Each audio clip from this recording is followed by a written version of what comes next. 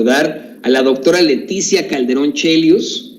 Qué bueno, ¿no? Queríamos ir con ella desde un principio para hablarnos de pues esta consulta popular. Primero la saludo, doctora, ¿cómo le va? Muy buenas tardes. Toño, aquí encantada de la vida de escucharte como siempre. Sí, también es un placer ahora que tenemos más tiempo y para hablar precisamente de la consulta popular. Va a ser muy importante que podamos hacer este tipo de planteamientos, doctora. Quiero comenzar con esto. Se habla de fracaso. Tenemos un Vicente Fox, a un Felipe Calderón y a una plétora de personajes en los medios de comunicación tradicionales asegurando que se trató de un fracaso.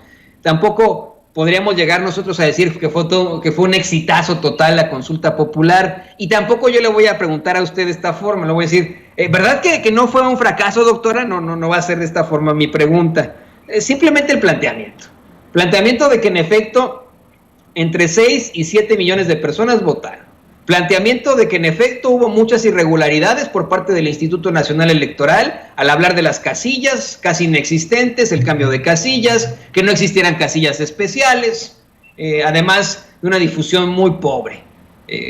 Una serie de situaciones que no buscan justificar este resultado, pero que en todo caso, pues sí, son importantes a considerar ante lo que ocurrió. Hoy el presidente López Obrador incluso dice que no se trató de un fracaso, que la democracia nunca fracasa, y es por eso que le quería pedir a usted su opinión al respecto. Mira, Toño, pues yo creo que haces muy buen recuento, así como de un escenario muy amplio, pero fíjate que yo te diría que toda elección se mide y, digamos, pasa a la historia y pasa al recuento a partir de quienes votan. Ese es el universo a partir del cual se habla, digamos, en el primer momento. Ahorita estamos en medio de una disputa que tiene que ver, y ahorita tomo ese tema, con otro, digamos, que va más allá de la elección en sí misma, esta elección de la consulta. El punto interesante es que cómo va a pasar y qué queda es qué porcentaje ganó para un punto, para el otro, más allá de, digamos, si hubieran votado 100 o hubieran votado 10 millones, ¿sí? O 100 millones. ¿Por qué? Porque justamente un proceso electoral, pues eso es lo que traduce. Los que votan son los que cuentan, los que no votan no cuentan en una elección.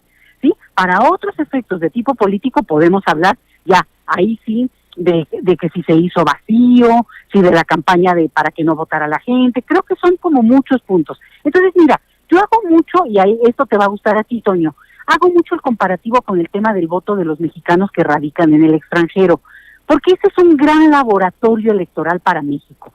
Y lo que vemos es que muchas veces el número de votantes no corresponde con la efervescencia, la creatividad, la presencia numérica de mexicanos que radican fuera de nuestro país. Y sin embargo, sabemos bien que hay mucho interés, que hay mucho compromiso, que hay una gran lealtad de los paisanos hacia sus familias sobre todo, pero que no se traduce en lo que correspondería con los votos que esperaríamos se emitieran. ¿Qué pasa ahí? Muchas cosas, y creo que es buen símil porque muchas veces lo que vemos es que lo barroco de todo el proceso para votar, antes que eso inscribirse, el registro y luego ejercer el voto, todo eso, digamos, va quitando y se vuelven filtros. Entonces, lo que vimos con la consulta es muy parecido desde mi punto de vista, porque al final de cuentas tenemos que, por ejemplo, en una elección donde se puede decir sí o no, se pueden instrumentar al revés de lo que hizo el INE, y habría en todo caso que ver cuáles fueron las decisiones y a partir de que tomaron y decidieron que no hubiera casillas especiales que hubieran permitido que un número mucho más amplio de gente que hoy está en tránsito por vacaciones, por enfermedad, Toño, gente que está convaleciente en su casa, de lo que me digas, o incluso gente de edad que no puede estar saliendo, o como sabemos muy bien, alguien que se fue ese día a comer a casa de sus familiares a otra parte de la misma ciudad donde vive, y entonces no puede ir o decidió no ir a votar. Todas estas cuestiones de carácter técnico que estoy diciendo, claro que inhiben el tipo de participación político-electoral que nosotros tenemos en situaciones en las cuales, en lugar de convocar, y por eso el símil con el de los mexicanos que radican en el extranjero, en lugar de abrirte, de flexibilizarte, de ser creativo en términos de proponer opciones, te limitas.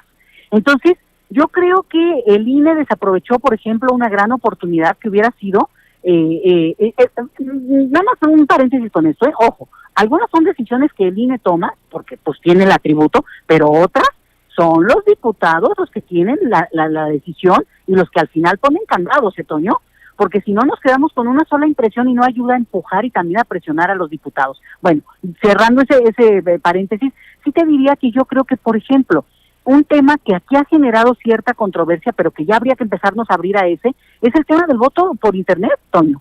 Porque en la medida en que nosotros avancemos, como se ha intentado ir haciendo con, insisto, el ejercicio del gran laboratorio de mexicanos en el extranjero, es que esto nos permite eventualmente justo romper estas barreras que hoy controlan funcionarios, que si llegan los de las casillas, que si se abren o no, que si están lejos o no. ¿Por qué? Porque efectivamente se vuelve complicado, Toño. Entonces, dicho eso, creo que hay una parte donde, ¿qué ganó en consulta?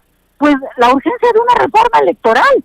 Y en ese sentido, es un golpe a todos aquellos que haciendo el vacío o tratando de golpetear un ejercicio democrático, lo que querían era, digamos, hacerle contraparte a toda una iniciativa de un sector de la sociedad organizada que empujó esta iniciativa. Entonces, lo que ganan es mostrar la evidente urgencia de sentarnos a discutir como gente experta qué se quiere para que el INE simplemente obedezca, Toño. Porque lo que está pasando aquí es que el INE está tomando atribuciones que al final de cuentas, bueno, pues son lo que considera que es mejor, pero ya estamos viendo que no están resultando para nada mejor y que al contrario, inhiben de manera la participación. Entonces, esa es la primera cosa. Y la otra es todo este otro escenario en el que evidentemente se da la disputa por esta consulta, no se da por el sí o el no, se da por el sí o hacerle hueco al instrumento jurídico. ¿Y qué pasó? Pues obviamente lo que tenemos es que pues fuera máscara. Personajes que han vivido, Toño, de convocar a la participación electoral, a la participación ciudadana, porque dicen que eso es el camino a la democracia, resulta que son los primeros que no solo la boicotean, sino descalifican un instrumento legalmente conquistado y que además fue avalado por el propio INE.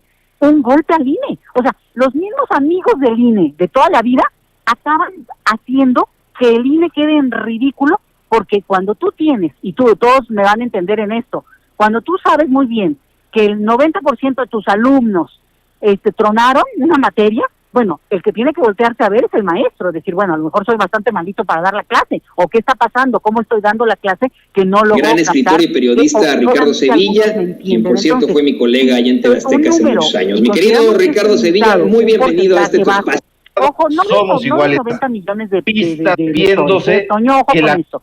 La participación electoral en México en general no es, digamos, a decir verdad, es bastante alta, considerando que no es un voto obligatorio como ocurre en toda América Latina. El voto ahí es obligatorio y si no tienes que justificar, a veces maneras muy sencillas, pero hay que hacer el trámite, ¿por qué no votaste? En México no es obligatorio. Entonces, oscila entre el 45% la participación ordinaria.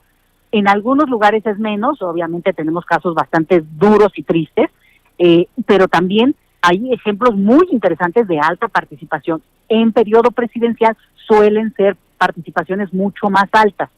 Ahora, dicho eso, pues obviamente el umbral de participación en el número de millones de votos que se hubieran tenido que tener, pues era altísimo y eso ya lo sabíamos.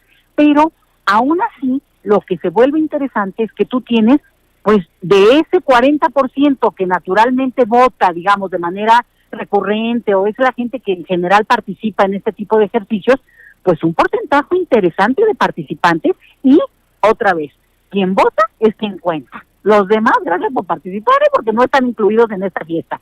Quiere decir que entonces ahí ganó de una manera abrumadora, absolutamente apantallante, el 97% de la participación fue a favor de vayamos abriendo este tema de manera oficial.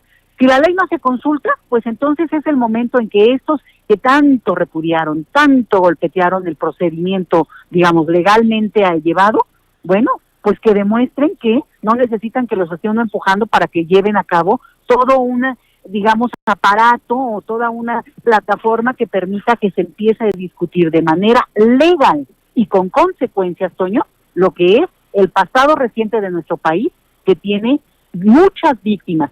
Y el último punto, Toño, para quienes niegan el ejercicio de esta convocatoria, de esta consulta, de verdad hay una parte que es muy dura. Yo me he enfrentado, he visto algunos debates, duro, porque hay gente que dice, no, es momento de ponerse a trabajar y la economía. Oye, sí, por supuesto que sí, pero eso no descalifica no solamente el hecho de que en este país hay gente que ha sido víctima de cosas atroces, de crímenes de lesa humanidad, Toño, y el otro, que hay una comunidad que es víctima de un sistema que tiene que revisarse. Entonces, ya pasamos la página en el sentido de la consulta, pero el tema, y ese es el mayor éxito, Toño, es que queda abierto para la discusión pública y ahora sí, no se hagan los que no habían oído del tema, porque hay gente que lo niega, y eso es peligrosísimo. Por eso, empezar a abrir y no dejar ya nunca más solas a las víctimas como se les ha querido hacer vacío, porque eso también contribuye y es parte de la complicidad que ha permitido que se mantenga este estado de cosas, es creo que la misión de quienes en un ejercicio muy interesante decidimos no solamente salir a votar, sino votar por el sí a revisión de ese pasado que es realmente una vergüenza para nuestro país. Doctora, y con esto le voy a pedir a don David que nos grabe, ante la resistencia que hubo por esta consulta popular, yo entiendo lo que nos comenta usted de que, bueno, pues también hay que pensar como maestros, ¿no? No fue obviamente culpa de los alumnos y todos de pronto reprueban, pues no es tanto culpa de los alumnos, sino tal vez de las autoridades escolares. Pero mire, ante esta resistencia que hubo por la consulta popular, ante la serie de bloqueos que existen a las iniciativas del presidente López Obrador, dígase reforma eléctrica, la reforma a la Guardia Nacional, etcétera, etcétera, todas estas resistencias que han habido fuertes a la Cuarta Transformación y al presidente López Obrador, ¿qué podemos ahora esperar con la reforma electoral? Tenemos gente que nos escribe aquí en nuestros chats, oye, Toño, deberían dedicar un programa completo a ir especificando qué es lo que se necesita para la reforma electoral. Bueno, obviamente el presidente López Obrador va a hacer la propuesta, va a ser enviada al Poder Legislativo y de ahí van a comenzar los catorrazos. ¿Qué podemos esperar ahora ante tanto bloqueo en una reforma electoral, doctora? Es muy importante lo que señalas, Toño, porque yo creo que parte de la transición política que ha tenido este país es que, aunque todavía en el imaginario de muchos, el presidente es el que, no, es el gran mandamás y puede mandar y decir, en realidad tiene funciones muy acotadas en ciertas cosas. Tiene atribuciones, como ocurrió con esta consulta, que sí podía ser la sociedad que la que empujaba con un número de firmas, como ocurrió, o el presidente, o en su momento el propio Congreso. Y como lo que hizo el presidente fue que simplemente para ahorrar un poco el tiempo, ya que vio el entusiasmo y las firmas y que eso iba a llevar todavía mucho más tiempo, bueno, dijo, puedo hacer uso de mi atribución como ejecutivo y mandar esta propuesta, y no es que fue su propuesta, sino que la envía él para acelerar esto que fue la consulta de ayer. Pero lo mismo ocurre con otras reformas, es decir, otros actores pueden convocar y empezar, sobre todo el Congreso, Toño, que aquí es otra vez clave, y ojo, el Congreso tiene mayoría de Morena, que tampoco se hagan como que la Virgen les habla, porque de repente oímos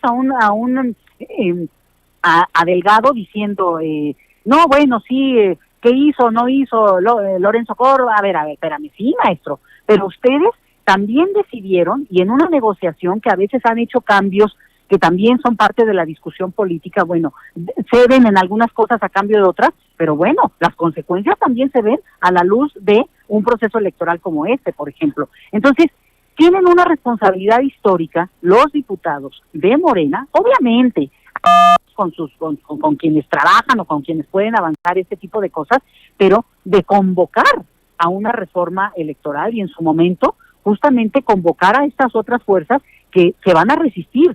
Pero mira, Toño, la resistencia la han tenido toda la vida, pero desde el poder, o sea, a resistirse a la democracia, pero desde el poder, y en este momento podrían resistirse, pero con un juego mucho más equilibrado. Yo no voy a decir que el poder realmente lo tiene un grupo, digamos, en este caso, que dijera yo Morena, o una opción de izquierda o progresista.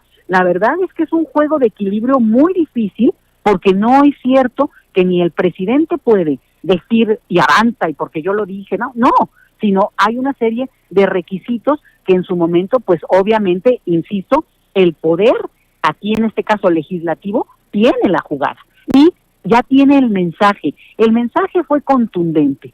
Este tipo de elección, como la tenemos, no funciona.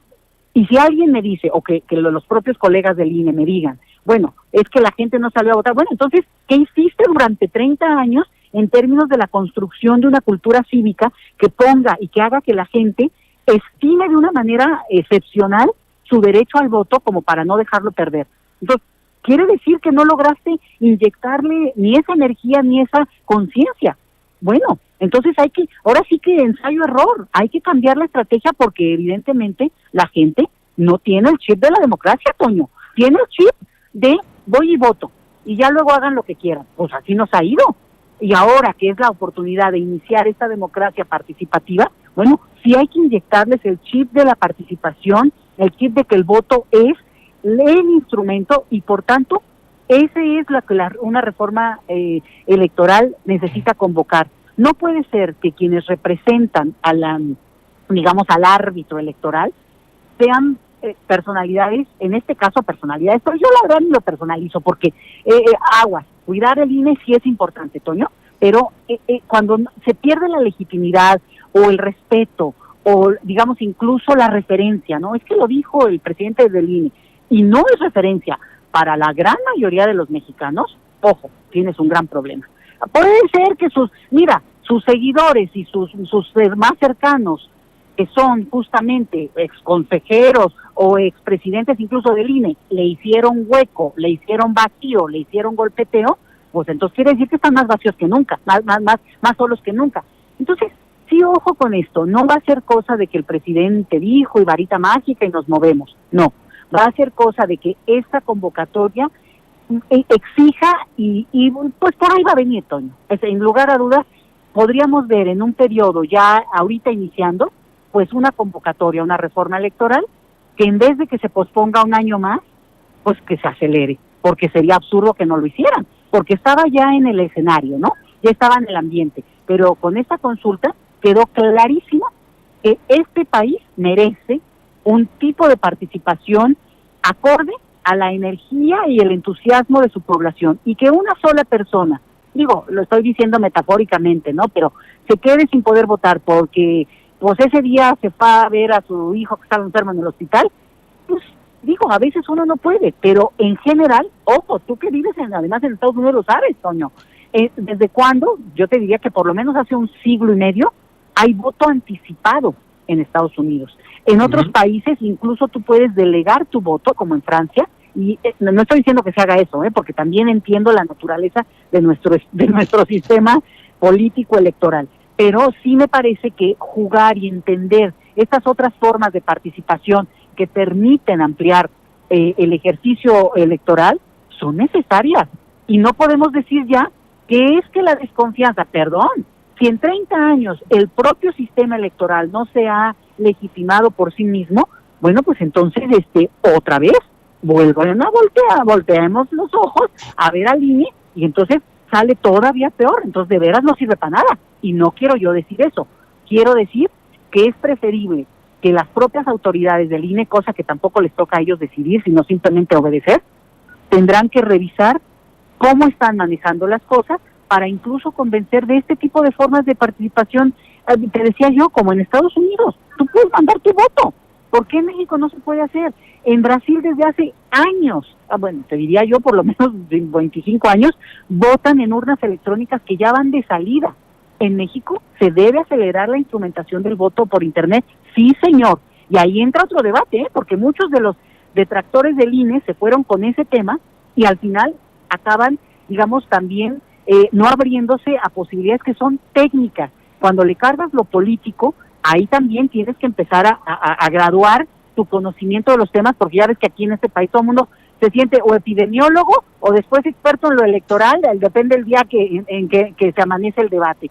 Y por ahí iría mi comentario, Toño.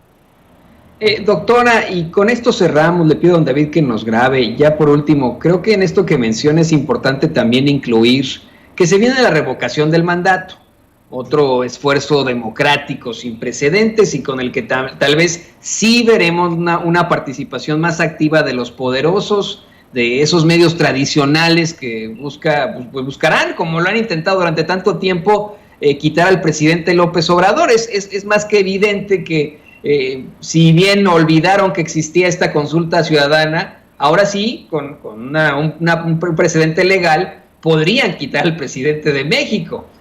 ¿Cómo ve que vaya a funcionar esto en los próximos días? Yo lo planteaba desde hace tiempo aquí en Sin Censura. Ok, va a ser el bloqueo a la consulta popular y de aquí en adelante se viene una campaña de desprestigio y de golpeteo absoluto contra el gobierno de la Cuarta Transformación ante la revocación del mandato. Pero ¿habrá alguna diferencia en cuanto a esta baja participación de ayer con lo que veremos el próximo marzo?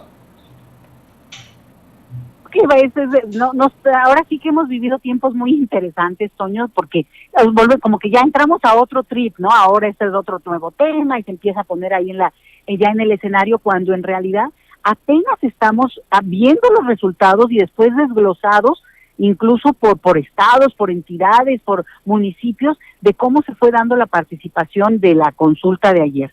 Y a mí me parece que sí deja una lección, bueno, digamos, para los detractores del gobierno, pues obviamente que como el hecho de que tienen el poder fáctico de los medios de comunicación es impresionante, Toño, porque realmente lo que hemos visto es que en la medida que el propio nuevo gobierno, digo nuevo por decir estos últimos 3 años respecto a los últimos 30 años, ¿verdad? Pero ya tampoco es nuevecito, pero que no ha querido entrar realmente a una discusión sobre el andamiaje de los medios de comunicación y la presencia de estas voces que se hacen coro permanentemente, pero en medios públicos y privados, y entonces acaban siendo, bueno, la narrativa que más se escucha, porque aunque obviamente han entrado, han irrumpido, tienen presencia otras voces, como en este caso Sin Censura, Toño, qué bueno, pero realmente también a veces estamos viendo que hay un público que nos escuchamos y coincidimos, y lo que no estamos viendo es esta apertura de esos medios, sobre todo yo hablo de los públicos, pues los privados contratan a quien quieren y ellos pagan, ¿no? Pero no se nos olvide nunca que el espectro mediático es público, O sea, Televisa tiene una concesión, TV Azteca tiene una concesión, no son dueños de, aunque ahí hay algo mucho más complejo, yo lo sé, ni me meto en esa hondura, pero lo que me queda muy claro es que estamos viendo la lucha frente a los poderes fácticos, como son los medios de comunicación, los medios económicos, y cómo también actúan en sintonía. Entonces, esos detractores a lo mejor pueden decir cómo funciona una campaña, cómo se golpetea, pero su campaña no podría estar, digamos, en términos de ahora no participe. Ahora vas a ver cómo van a legitimar y van a ir a hablar de la importancia de participar. Ahora sí, ¿verdad? Vas a ver, esa es una. Pero la otra es que obviamente en el medio va a estar este debate de la reforma electoral. Y ahí es donde yo insisto, no se vayan con la cinta de que si Lorenzo Córdoba, Ciro Murayama, son personajes transitorios, incluso saliendo ya en sus últimas. Aquí lo que tenemos que ver es el conjunto del aparato, por un lado técnico que funciona de parte del INE, los propios consejeros que han cambiado y tienen voces también diversas al interior, y es muy interesante, habría que seguirlo también más de cerca, pero la otra tiene que ver con cómo mandatan desde el legislativo a que el INE instrumente ciertas cosas. Te voy a dar un ejemplito.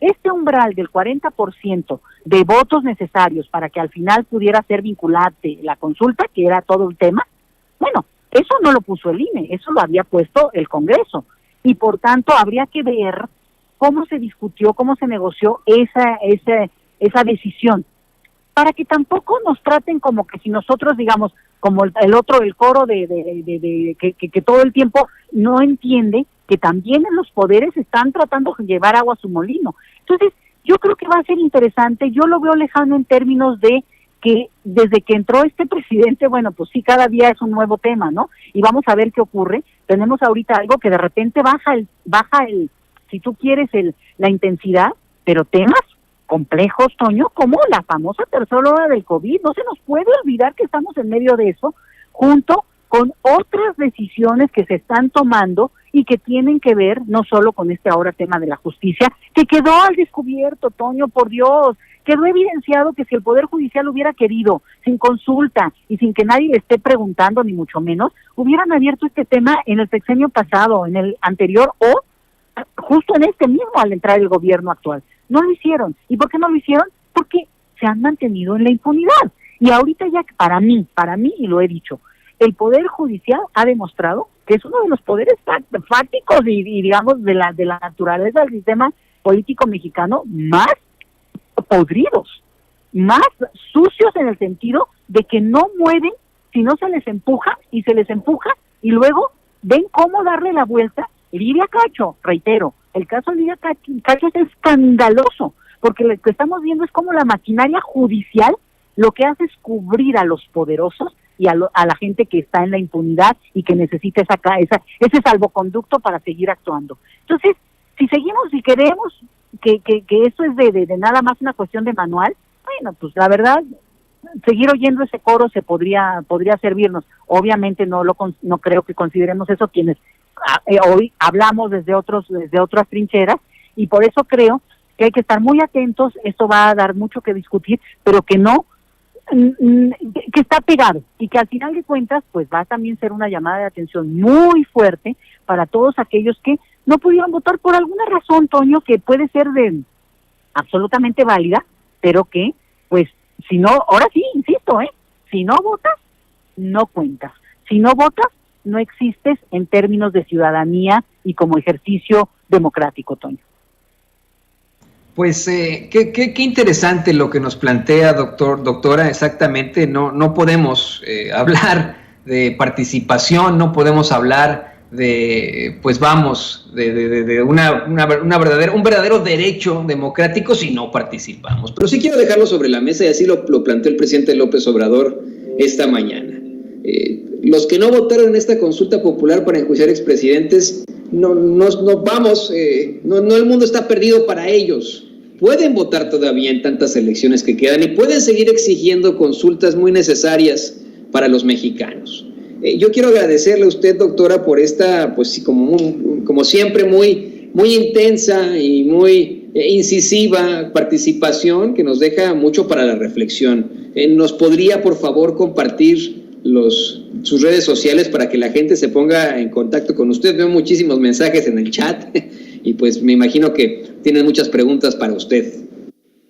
Híjole, qué padre, Toño, porque la verdad es que necesitamos retroalimentarnos y también abrirnos al debate, ¿no? Tampoco solamente hablarnos entre una opción o los otros hablarse entre. Creo que es importante contrastar opiniones y cómo vemos a nuestra propia sociedad. Y mis redes más recurrentes, Twitter, @LetiChelius, y pues ahí a tuitazos, Toño, pues dándole, ¿no? También, y obviamente desde mi trinchera laboral en el sentido de aportes, pues más de carácter académico, el Instituto Mora, que pueden visitar, y bueno, somos 60 investigadores con temas bien padres, bien interesantes, que pues les invito mucho a darse una vueltita a la página y bueno, conocernos también. Pues muchas gracias. Sí, exactamente, dése la vuelta por ahí. Recuerde que la doctora es pues experta en muchísimos temas, investigadora del Instituto Mora, una gran institución educativa, y pues más que agradecidos con usted, doctora. Yo la veo el próximo viernes. Como